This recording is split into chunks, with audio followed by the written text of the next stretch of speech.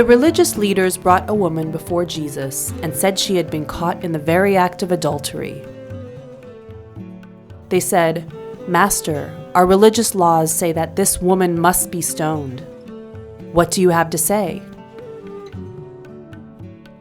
Sensing that they were testing him, Jesus said, "Anyone here who is perfect and sinless is welcome to throw the first stone at her." One by one, the woman's accusers left. When only Jesus and the woman remained, he said to her, "Is no one left to condemn you?" "No, no one, sir," she replied. Jesus said, "I do not condemn you either. Go and do not sin anymore." Later, Jesus passed by a customs post and said to the tax collector there, "Follow me."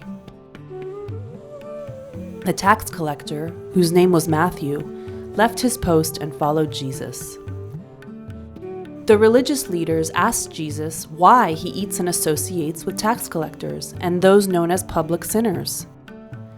Jesus replied, "Those who are sick are the ones who need doctors, not those who are well.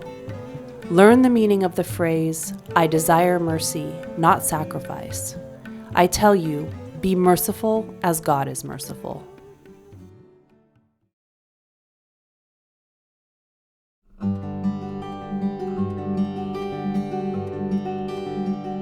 Mercy has been a defining theme of the papacy of Francis.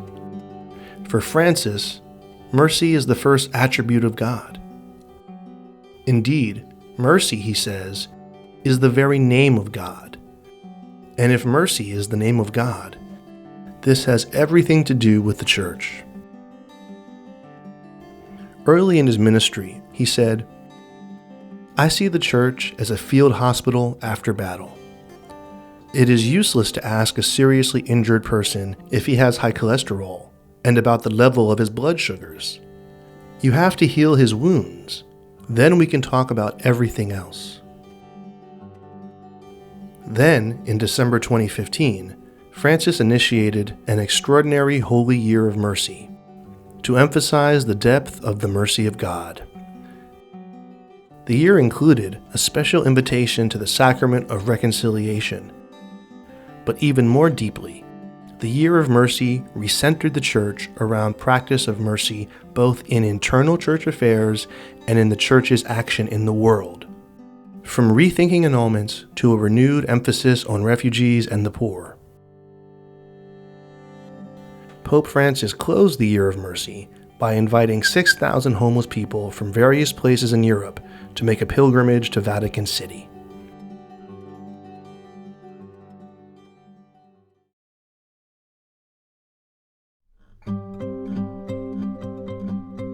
Mercy has many faces in our church and in our world.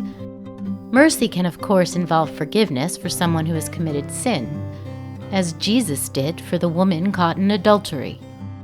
But it also means compassion for those who are criticized by society, though they have done no wrong. Mercy is the story of a single mother with a strained relationship with the church finding a pastor to baptize her son after being rejected by others.